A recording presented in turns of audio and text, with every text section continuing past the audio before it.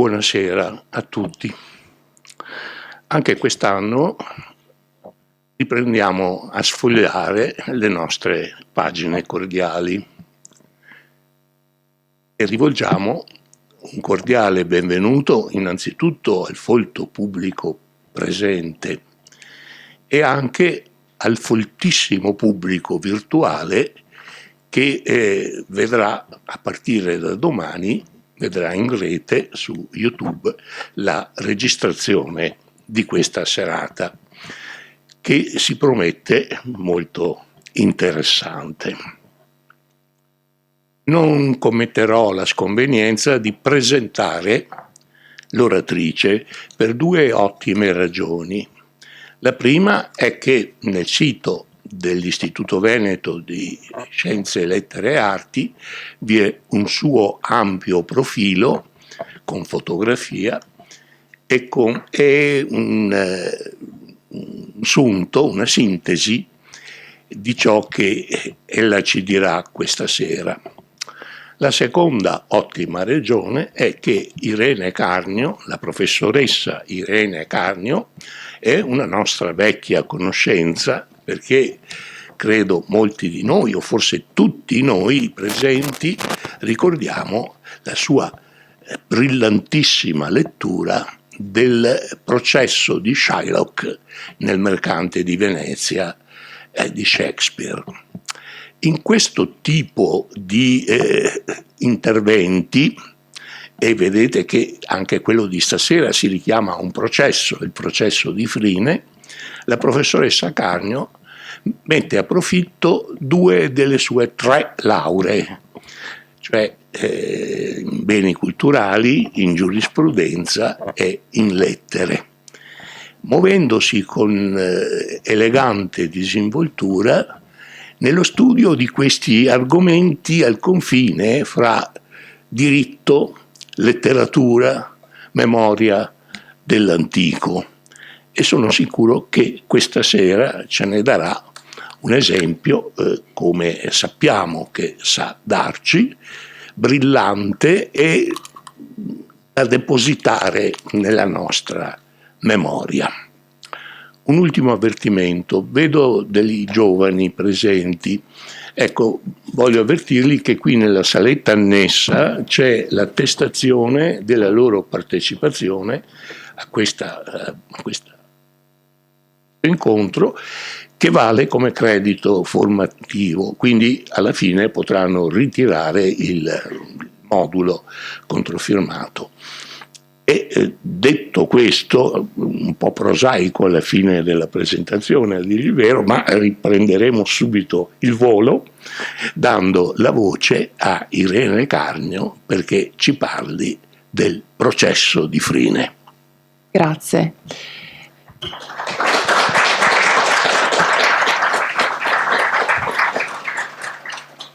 Io vorrei esordire commettendo un torto ai danni del professor Pastore Stocchi e del professor Bruni, perché non amano essere ringraziati, invece io voglio ringraziarli ampiamente. Se sono qui lo devo a loro, è la seconda volta che sono qui e questo va al di là di ogni sogno ambizioso e quindi grazie. Continuerò dopo a infierire, ma preferisco essere ingiusta anziché ingrata. Allora, questa sera parliamo del processo a Frine. La bellezza è la cosa più potente che vi sia al mondo. Questa è una frase pronunciata da uno dei protagonisti di un romanzo di uno scrittore francese, Anatole France, che si chiama Taide. Taide è la storia della grande cortigiana, poi convertitasi al cristianesimo.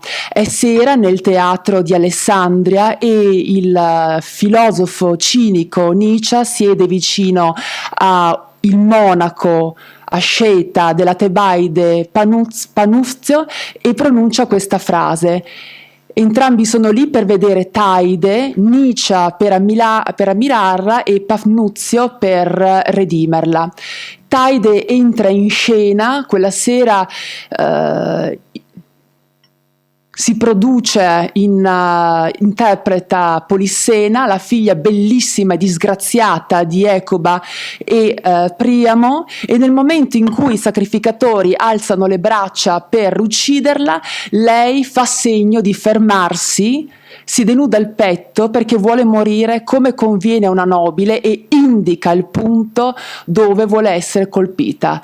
Per un trucco scenico, un fiotto di sangue zampilla, il pubblico demente adorante urla, Panuzio si alza in piedi e grida: gentili, vili adoratori di demoni, e voi, ariani, più infami degli idolatri.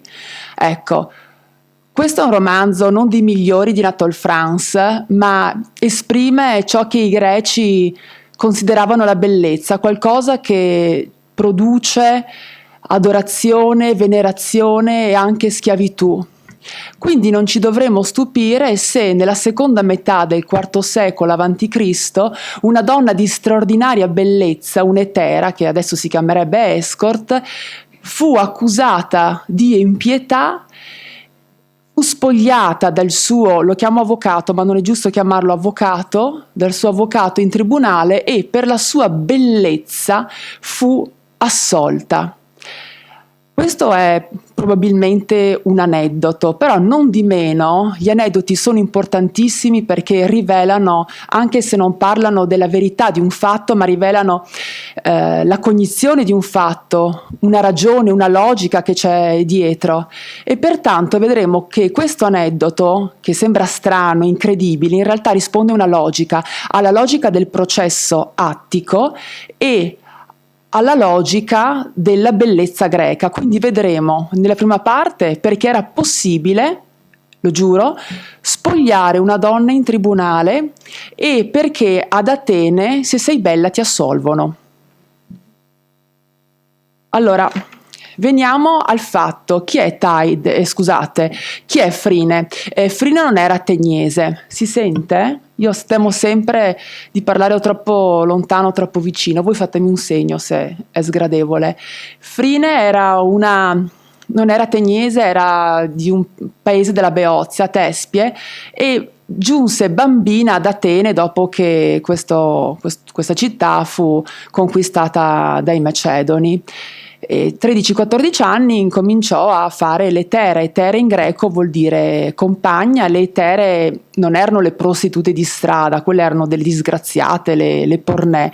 L'etera era una donna prezzolata, accompagnava gli uomini al banchetto, sapeva cantare, recitare, fare una conversazione e delle volte con il proprio cliente si poteva instaurare così una relazione affettiva. Frine era bellissima, tracotante per la sua ricchezza, per la sua bellezza, amava le espressioni paradossali, diceva che avrebbe ricostruito di tasca sua le mura di Tebe rase al suolo da Alessandro Magno se fosse stata collocata un'epigrafe che recitava: ciò che Alessandro Magno distrusse, Frine riedificò. Non andava mai via succinta con spacchi o scollature, ma sempre vestiti lunghi castigati, non perché fosse una santa, ma perché le sue nudità venivano così comprate a caro prezzo, ma i vestiti erano molto stretti per fare importanti rivelazioni. E infatti non andava mai ai bagni, insomma sapeva ben barcamenarsi, e i suoi amanti erano gli uomini più importanti di Atene, come Prassitere, lo scultore, Apelle, il pittore, e Iperide, l'oratore. Fu accusata di impietà da un certo Eutia, che pare essere un ex amante. Adesso io vorrei saltare tutti i problemi, è un aneddoto, come è nato, perché ci porterebbe lontano, perché non ne sappiamo niente. Per la mia forma mentis, se non ho dei fatti su cui basarmi, preferisco non ricamare nel vuoto. Io passerei a interrogarci sul fatto che cos'è la sebeia. La sebeia è il reato di cui fu accusata ed è l'impietà. Possiamo tradurla così: mancanza di riverenza nei confronti degli dei. Se voi mi chiedete di essere più precisa, io non posso farlo, ma non perché non mi sia preparata, ma per una caratteristica intrinseca alla tecnica di formulazione della legge greca. Allora, la legge greca ci spiazza per come è fatta, ma era fatta così: nome del reato, poi procedura e eventualmente la pena. Questo per noi è incomprensibile, perché noi siamo abituati ad avere la descrizione del fatto tipico di reato. È quello che i giuristi, io chiedo scusa ai giuristi in sala se sarò così un po' alla buona, ma non voglio essere pesante, una pagina cordiale, noi siamo abituati al principio di tassatività. Che cosa vuol dire? Vuol dire che la norma di legge, la lettera della legge deve descrivere in modo chiaro, preciso, puntuale il fatto di reato, in modo che il cittadino sappia qual è la condotta che integra il reato e qual è la condotta che non integra il reato. Facciamo un esempio, lo traggo così dalla mia esperienza di insegnante. Prendiamo il reato di abbandono di incapaci. Dice: chiunque abbandona un incapace, un minore di anni 14, oppure un incapace per malattia di corpo o di mente o per vecchiaia e ne debba avere la cura o la custodia, è punito con la reclusione. Pertanto, se io accompagno in gita i miei studenti, tanto loro sanno che non li accompagnerò mai in gita, però se accompagno in gita i miei studenti di 16 anni a Venezia e poi vado al casinò, integro la fattispecie? No, perché i miei studenti hanno tutti più di 14 anni, quindi non sono nel penale. Farei un illecito civile, un illecito amministrativo, un illecito disciplinare, ma non sono nel penale. Ma se il prossimo anno vado a insegnare alle medie e li porto in gita, no? E hanno 12 anni e io vado al casinò, integro il reato di abbandono di incapace? Sì. Quindi vedete, la legge della nostra prospettiva illuministica è così chiara che io so ciò che è reato, ciò che non è reato. E i greci come facevano? È un problema. Il fatto è che uno storico che si chiama Dover, che ha fatto uno studio bellissimo sulla mentalità greca, dice che i greci non scrivevano la fattispecie astratta perché non gli serviva. Era una comunità talmente piccola, con una mentalità talmente condivisa, che sapevano a priori che cosa sarebbe stata asebeia, impietà, e ciò che non sarebbe mai stata impietà. Questo risolve tutti i problemi? No. Delle volte ci sono dei problemi. Infatti Aristotele nella retorica dice: qualcuno asserisce ho preso ma non ho rubato, ho avuto un rapporto sessuale ma non ho stuprato, ho picchiato ma non ho fatto violenza. E tutti ci siamo trovati nella vita. Anch'io, quando ero piccola, mia sorella mi rubava le magliette e io andavo al Sacro Tribunale Supremo Domestico, organo monocratico di mia madre, e dicevo: mia sorella mi ha rubato le magliette, e mia sorella diceva: no, le ho prese in prestito. Vedete quanto è difficile? Allora Aristotele dice: bisognerebbe delle volte dare la definizione, ma questi problemi venivano risolti, signori, in ambito processuale. Perché come consisteva il processo? Quando uno veniva accusato di un reato, la giuria, che in genere era composta dai cittadini ateniesi, infatti noi ci ricordiamo le versioni di greco, insomma, quando la parte si rivolge ai giudici, che sono tanti, li chiama oi atenaioi, no? Sono i cittadini di Atene. I giudici si ponevano così nei confronti dell'accusato, non si domandavano: questo accusato ha commesso il fatto di reato di cui lo si accusa? No, si chiedevano: allora, abbiamo quest'uomo che è stato accusato, vediamo cosa si può fare di lui, quali sono i suoi meriti nei confronti della patria, che cosa ha fatto di buono costui? Ha versato il sangue? Ha allestito una flotta? Ha eretto una statua ad Afrodite? Ci conviene tenercelo o ci conviene ucciderlo? Questo era l'atteggiamento. Quindi si basava su un giudizio globale dell'accusato. Quello che vi posso dire, senza scendere nei particolari, è come veniva repressa la sebeia. Allora, la sebeia era un reato pubblico che veniva represso con un processo che aveva struttura accusatoria. Vediamo che cosa vuol dire processo avente struttura accusatoria. vuol dire che l'impulso per far partire il processo doveva provenire da un cittadino. Se il cittadino sollevava l'accusa, partiva il processo. Se il cittadino non sollevava l'accusa, non partiva il processo. Cioè accusatorio vuol dire che è il cittadino. Viceversa, se invece l'organo inquirente è un magistrato, abbiamo un processo inquisitorio. Quindi il cittadino solleva l'accusa e parte il processo.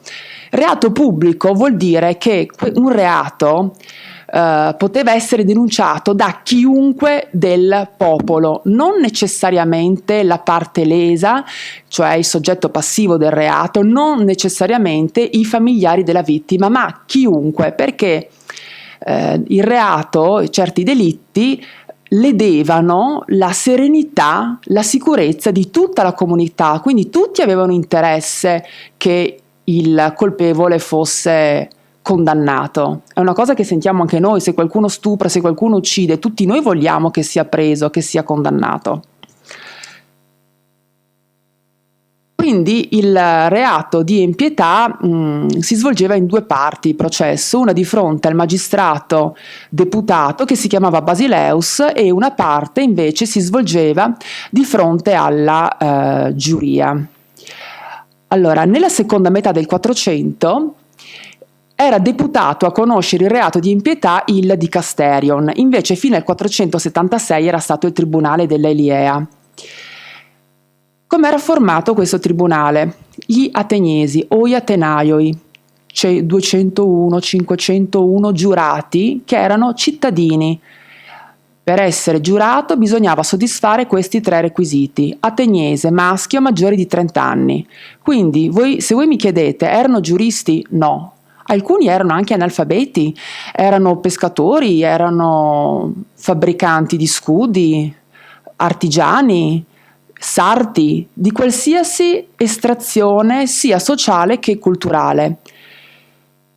Pertanto, aggiungiamo un'altra cosa: le parti, non esisteva l'avvocato, il difensore tecnico, le parti si arrangiavano, a meno che non avessero commissionato il discorso a un oratore prezzolato che si chiamava l'olografo. L'olografo non interveniva mai nel processo, ma aveva terminato la sua prestazione quando dava il discorso e la parte se lo leggeva. Questi lolografi neanche essi erano dei giuristi, perché in Grecia non esiste il ceto dei giuristi come a Roma. Dobbiamo pensare che i greci che hanno inventato la filosofia e la geometria non fossero in grado di creare anche un pensiero giuridico. No, probabilmente non ne avvertivano il bisogno. Loro hanno fatto la filosofia del diritto, però i giusperiti sono romani, non sono greci. Quindi anche questi lolografi molto spesso erano completamente alieni dal diritto. Demostene era bravo, però ad esempio Lisia, come scrive Garofalo in una frase che secondo me ha il fascino così tagliente di una lama di rasoio, dice che Lisia era fatalmente privo di ogni consistenza dal punto di vista del ragionamento scientifico / giuridico. Ma questi lolografi che scrivevano, dato che avevano di fronte un pubblico di marinai, di contadini, di analfabeti, potevano mettersi a fare sillogismi, a fare inferenze, a fare deduzioni? No, dovevano argomentare nel modo più convincente. E pertanto, allora, i giudici non conoscevano il diritto, i lolografi sì e no, le parti parlavano da sole. Esisteva un'altra figura che per noi è un po' difficile da capire, ed è quella dell'aiutante della parte, che non è l'avvocato, è l'aiutante. Infatti Frine è stata aiutata, poi vedremo da chi, dei Peride. L'aiutante, che non era l'avvocato, si chiamava Sunergos, no? Uno che parla per aiutarlo. Considerando tutte queste cose, come avveniva l'argomentazione? Allora, ad eccezione che nel reato di omicidio, il tribunale per l'omicidio era l'Areopago, e ad eccezione per le vertenze sulle transazioni marittime, quindi ad eccezione di questi due ambiti, non vi era limite al regime delle prove, non vi era limite alle argomentazioni. L'unico limite era quello del tempo, la clessidra. Ma uno poteva difendersi come voleva. E quali erano le argomentazioni più utilizzate? 3 tipi. Una, quella sul carattere. Ah, era tanto buono, era tanto forte, era tanto onesto. Non so, uno aveva stuprato, no, non è possibile, era tanto timido. Uno aveva rubato, non è possibile, era tanto onesto. Uno aveva picchiato, fatto violenza, no, era mite come un agnello. Quindi quelle sul carattere, tutte le descrizioni sul carattere che a noi fa strano. Poi l'argomentazione sulle benemerenze nei confronti della patria. Come vi dicevo prima, qualcuno aveva, ma anche non so, il padre era morto a Maratona, lui era stato in guerra, aveva, una volta tornato a casa, provveduto alle vedove di guerra, aveva nutrito gli orfanelli, li aveva mandati a scuola, aveva fatto una trireme. Quindi tutte le attività così di beneficenza nei confronti della polis. Terzo argomento ampiamente utilizzato era il ricorso alla pietà. Si chiedeva pietà. Per noi questo è molto strano, perché noi siamo portati a pensare che chieda pietà chi è colpevole. No, per i greci chiede pietà chi sa di meritarla, chi è buono, e chiedere pietà era un modo per far ricordare ai giudici l'importanza del loro uffizio e anche le conseguenze negative di una decisione avventata.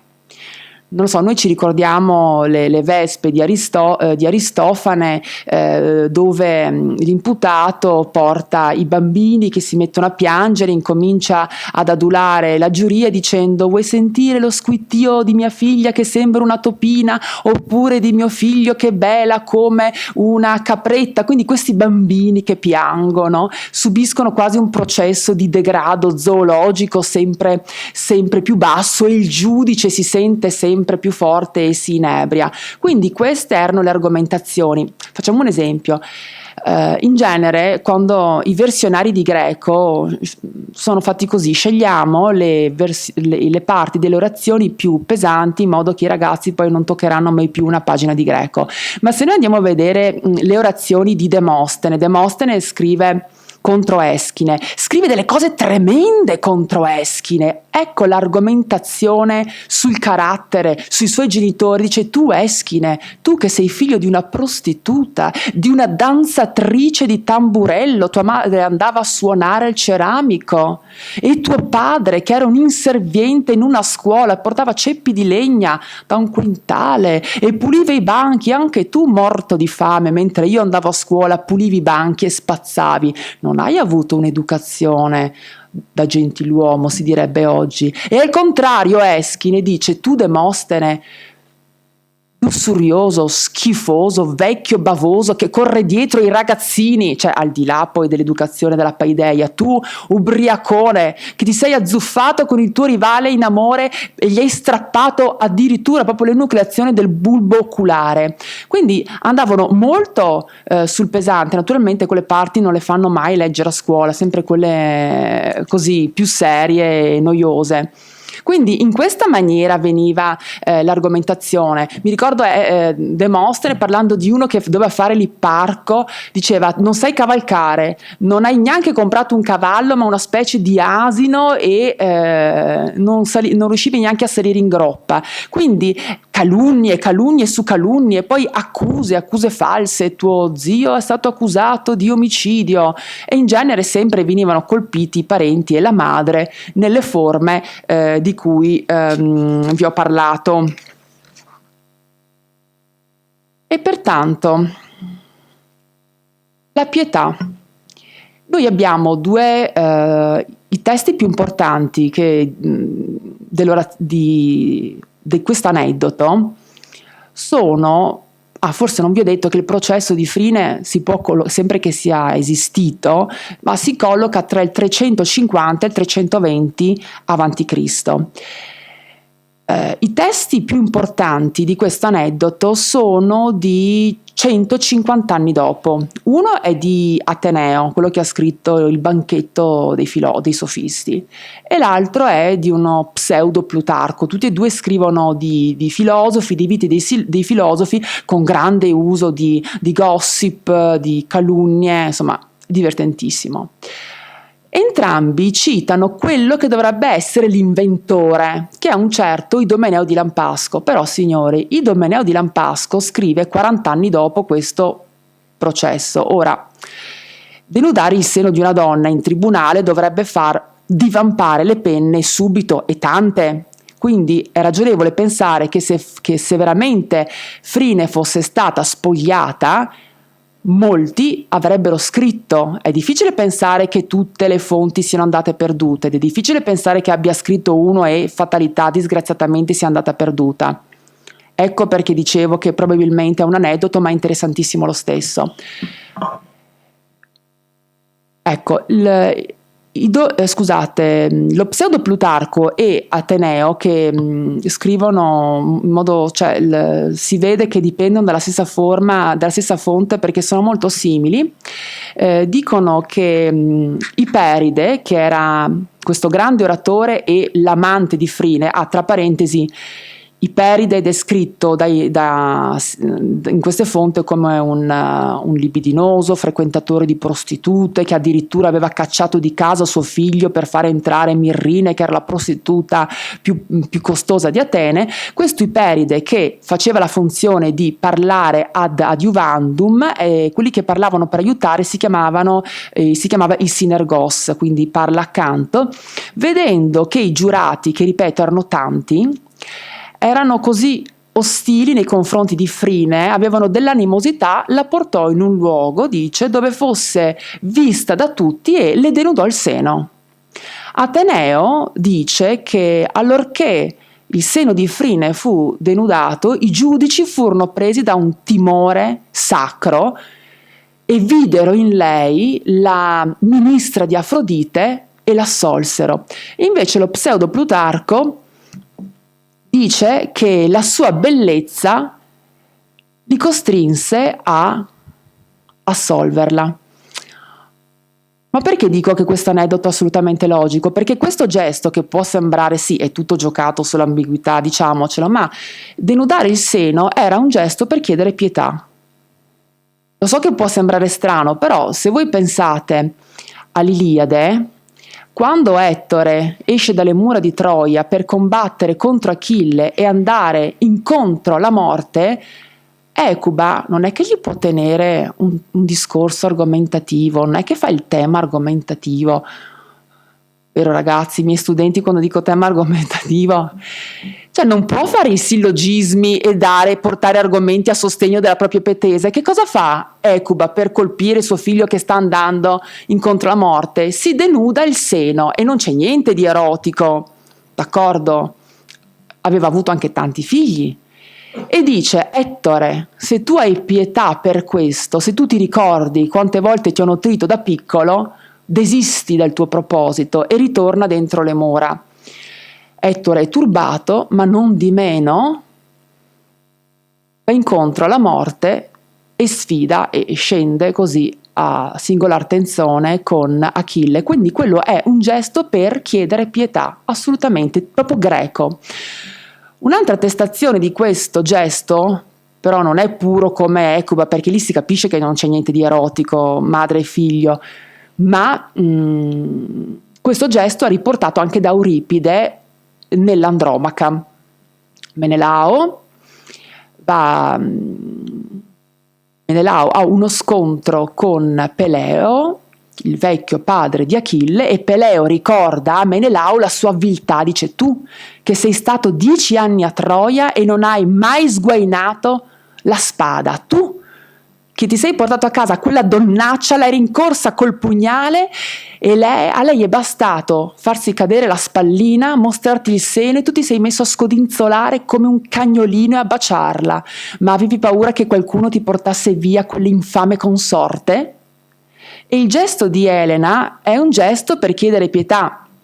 Certamente Elena, che era secondo me intelligentissima, sapeva che quel gesto aveva anche una valenza ulteriore, però quello è un gesto dal punto di vista formale, d'accordo, per chiedere pietà, non è un gesto di seduzione, naturalmente poi si tramuta in un gesto di seduzione, e anzi questo Ateneo e questo lo pseudo Plutarco, Idomeneo, che lo raccontano, è per mostrare quanto Iperide fosse un uomo lascivo, lussurioso, dedito ai piaceri della carne, scolpito nel testosterone. Pertanto, se voi mi chiedete, se noi arriviamo alla conclusione, è assurdo che ad Atene si spogliasse una donna in tribunale?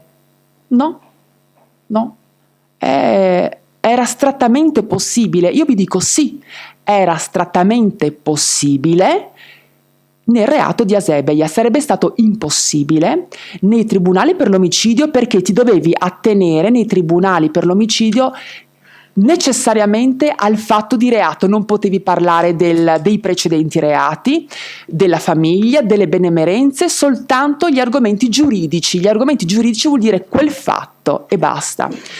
Nei tribunali per le transazioni marittime ti basavi sul contratto, fuori del contratto il nulla, in tutto il resto, quindi ad esclusione di questi due ambiti, non vi era limite, quindi era astrattamente possibile anche spogliare il seno di una donna. Perché? Perché adesso ovviamente questo non è un gesto per chiedere pietà, e non si chiede pietà in tribunale in questa maniera, però era possibile, come quelli che portavano i bambini, li pizzicavano per farli piangere, o andavano stracciati o con la barba, o si mettevano così a lamentarsi.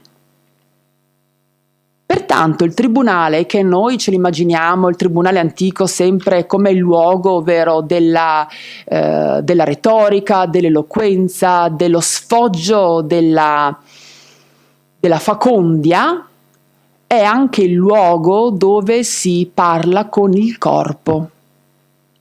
E a questo proposito, e facciamo un salto a Roma, Quintiliano, questo maestro di retorica nelle Institutiones, dice proprio che delle volte il processo si vince col corpo, non si vince con la parola, e porta appunto l'esempio di Frine e dice che la bellezza, la pulcritudo dettò la sentenza, e poi cita invece un esempio romano e parla di un console che si chiamava Manio Aquilio, fu console tra il 103 e il 102 avanti Cristo, che fu accusato di malversazione e fu difeso in tribunale dall'oratore più importante dell'epoca, che si chiamava Marco Antonio. Marco Antonio lo portò di fronte a questa giuria. Tra parentesi, anche a Roma la giuria era popolare, quindi non bisognava fare discorsi troppo sottili.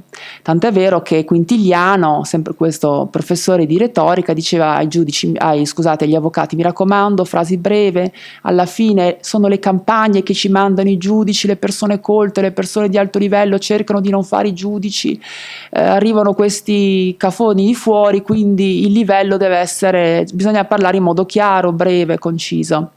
Allora che cosa fa Marco Antonio? Spoglia Manio Aquilio, accusato di malversazione. E com'è il corpo di Manio Aquilio? È ricoperto di cicatrici ricevute in guerra, e pertanto viene assolto, perché anche il ragionamento è così. Ha rubacchiato un po', però costui ha versato il sangue per la patria, è stato anni e anni fuori Roma, non ha visto i figli, non ha visto la moglie, è stato cucito dai medici dell'accampamento, vero, che si chiamavano vulnerarie, e non c'era l'anestesia, ti cucivano con l'ago e il filo. Se lo merita la soluzione? Sì, quindi è questo il ragionamento, si fa un bilanciamento di interessi, però noi non abbiamo difficoltà a capire: versi il sangue, quindi ti assolvo, hai rischiato la vita per la patria, quindi meriti la soluzione. Però facciamo un po' fatica a capire: ma perché se sei bella ti devono assolvere? Tu che sei bella e già sei stata fortunata, perché devi anche essere graziata? Che cosa hai fatto tu per la società? Questo è interessante capire la ratio. Allora, se noi pensiamo anche a livello di cultura di massa, i giornalisti non scrivevano che Naomi Campbell era la Venere nera. Roberto Bolle è chiamato il bronzo di Riace del balletto. Se qualcuno è bella, bella come le grazie. Quindi anche chi non ha mai preso in mano l'Iliade e l'Odissea, è alieno, sa che gli eroi greci sono bellissimi. Insomma, ragazzi, Signori, basta vedere Troia, hanno scelto Brad Pitt per fare Achille, lì si capisce che quelli di Hollywood, vero, la sapevano molto lunga, e anche se è un filmaccio così, insomma, ci sono valide ragioni per vederlo fino alla fine. Quindi la cultura greca è legata inscindibilmente alla bellezza. In fin dei conti, il concorso di bellezza non l'ha inventato Enzo Mirigliani, l'hanno inventato i greci.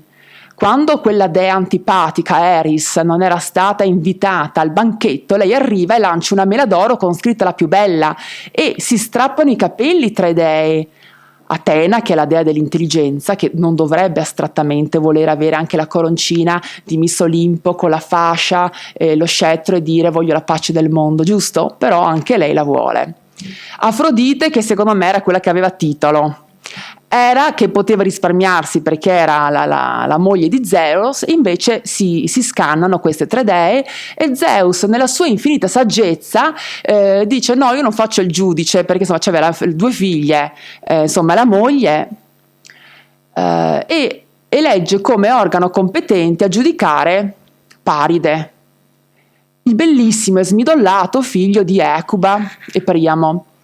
E Paride, lì c'è un esempio di corruzione, perché vabbè, sono tutte e tre belle, Afrodite gli piace di più, però lo corrompono con dei doni, lo sappiamo. Atena promette il successo in battaglia, la virtù bellica, cioè proprio l'arete. Era promette l'Asia, tutta l'Asia, e Afrodite, che era la più intelligente, promette la donna più bella del mondo, Elena, e lui sceglie Elena. E questo cosa vuol dire? Che facendo un confronto la bellezza vince anche la virtù bellica, se no avrebbe scelto Atena. Ma perché parlo di Elena? Perché Elena, se noi indaghiamo un pochettino, perché non voglio tediarvi il mito di Elena, capiamo perché ad Atene, se sei bella, ti assolvono.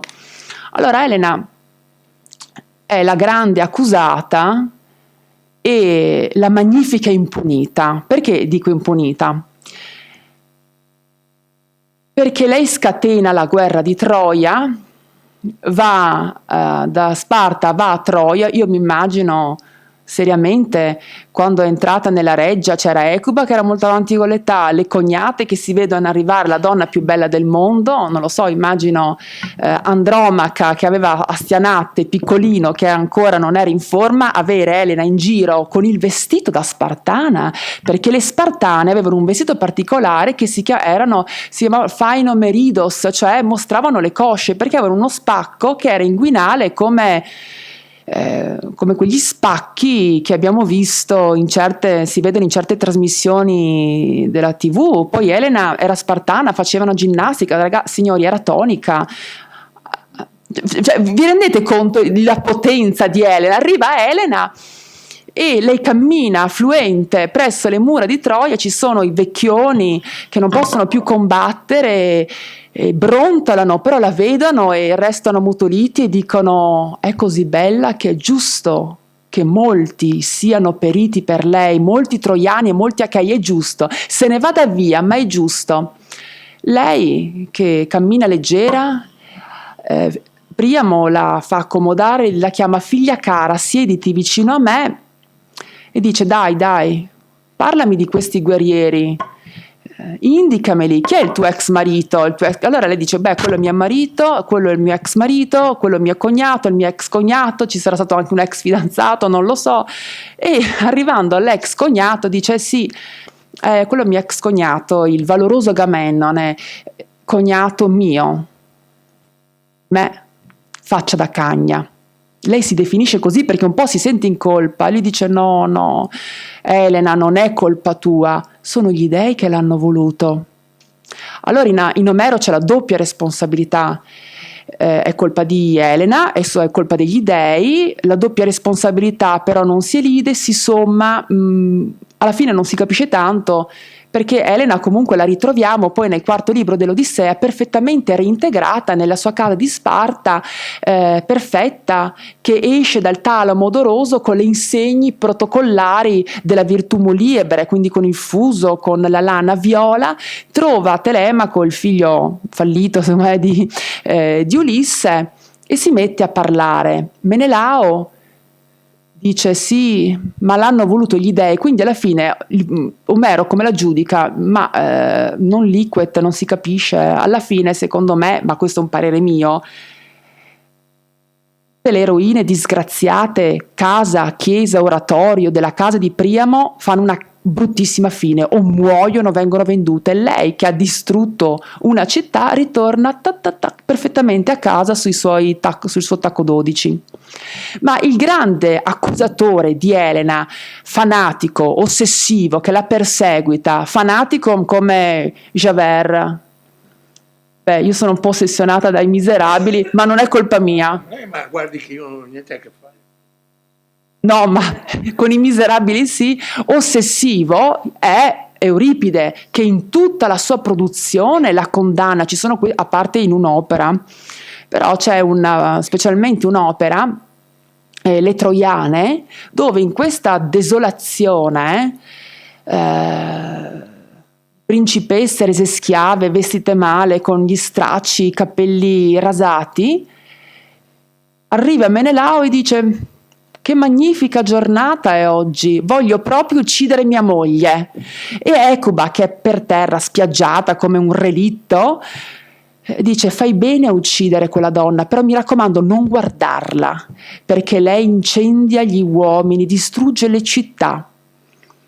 In quel momento, e secondo me è una scena d'alto tasso erotico, Elena viene portata fuori dalla tenda da una guardia che le storce un po' le braccia facendole un po' di male e la tira per i capelli tutta ingioiellata, e lei dice a Menelao che vuole scagionarsi dall'accusa, quindi si difende e Ecuba la attacca, e quindi c'è questo strano processo dove parte per prima la difesa e poi viene l'accusa, cioè tutto quanto, ribaltato. Quindi Elena in genere è sempre la grande accusata. Ci sono due testi invece che la difendono. Uno è Gorgia, di cui non parlerò qui, anche perché ci ha fatto una splendida lezione il professor Bruni, e come si dice in casa dei suonatori non si suona. E poi il testo che mi interessa di più è questo qua, di Isocrate, l'encomio di Elena, che riprende anche il titolo di Gorgia. Allora, qua ci sono, penso, 30 argomenti in base ai quali Elena merita di essere non difesa, perché dice non ha bisogno di essere difesa, ma soltanto elogiata. Quelli che sono più interessanti al nostro fine sono questi che adesso brevemente vi cito. Allora, dice che la bellezza è la cosa più sacra, più importante e più divina. Naturalmente che cosa vuol dire? Che la bellezza è già un livello altissimo, sovraordinato, partecipa del sacro, partecipa del divino, quindi è al di sopra dei mortali e del loro giudizio. Ma poi dice, coloro che sono belli, verso coloro che sono belli noi abbiamo un atteggiamento di benevolenza, di accondiscendenza, e li adoriamo come se fossero degli dei. E chi rovina la propria bellezza prostituendosi, ma qua si parla soprattutto di prostituzione maschile, chi prostituisce la propria bellezza commette, dice il testo, colpe maggiori di chi compie colpe nel corpo altrui. Non è chiarissima la traduzione in italiano. Allora, chi prostituisce la propria bellezza fa qualcosa di più grave che commettere colpe nel corpo altrui. Per dire commettere colpe nel corpo altrui, commettere colpe, Isocrate usa il verbo io commetto colpa, che è examartano. Examartano è un verbo molto ampio, d'accordo? In ambito penale indica un illecito penale che può essere sia colposo sia doloso oppure dovuto a errore. Vi dico un illecito dovuto a errore, ad esempio quando Teseo uccide il figlio Ippolito perché pensa in una versione che abbia giaciuto con Fedra. Allora, chi compie colpe nel corpo di un altro fa un delitto, d'accordo? Commette qualcosa di meno grave rispetto a chi prostituisce la bellezza. Noi sappiamo che il diritto penale, che cosa fa? Tutela dei beni giuridici. Ad esempio c'è l'omicidio, d'accordo? Cosa vuol dire? Che il diritto tutela come bene giuridico la vita umana. Pensiamo al reato, ma sto parlando del nostro codice, il reato di lesioni, vuol dire che il diritto penale tutela come bene giuridico, quindi importanza collettiva, l'integrità fisica. Pensiamo al reato di furto, il nostro codice tutela il patrimonio, quindi il penale tutela dei beni giuridici di interesse collettivo. Ma se uno compie un reato nel corpo di un altro, vuol dire che va a ledere un bene collettivo di interesse giuridico. Ma questo bene collettivo, secondo Isocrate, è inferiore, è gerarchicamente collocato, è sotto la bellezza. Vuol dire che la bellezza è per i greci al di sopra anche della tutela dei beni giuridici di interesse collettivo. La protezione della bellezza è superiore alla tutela dell'integrità fisica delle altre persone. Quindi vediamo come la bellezza è a un livello altissimo. Si aggiunga che a un certo punto Isocrate dice che chi invece la tutela la propria bellezza e la tutela come se fosse un tempio, fa qualcosa che è al pari livello di chi compie un atto a vantaggio della patria. E qui è chiarissimo, il corpo bello è paragonato a un tempio, qualcosa di sacro, e la tutela della bellezza è paragonata al beneficio nei confronti della patria.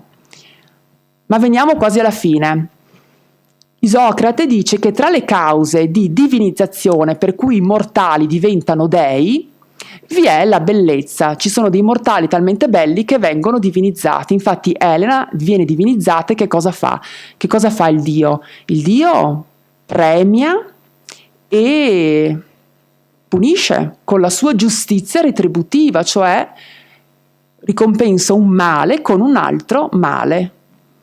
Ad esempio Elena divinizza suo marito Menelao perché poverino se l'era anche meritato. I due fratelli Castore e Polluce, e poi punisce Stesicoro, il poeta, che l'aveva calunniata, salvo poi restituire a lui la vista quando ritratta la calunnia.